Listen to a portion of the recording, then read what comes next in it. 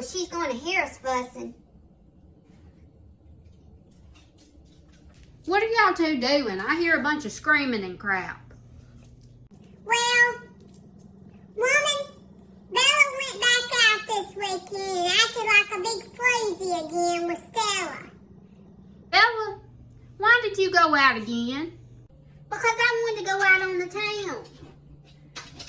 Yeah, she went out again with Stella, being a big floozy. Stella's married too. Gizmo, you need to hush your mouth.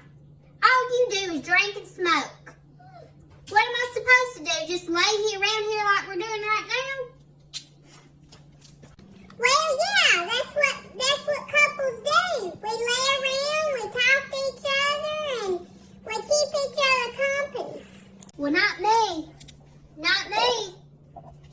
I want some action in my life. Well, if you want some action in life, I'll give it to you, okay? I'll get the person who was messing with you. Quit being such a floozy. If you don't quit calling me a floozy. Well, what are you gonna do, Bella? You can't do nothing to me. Mama ain't gonna let you do nothing.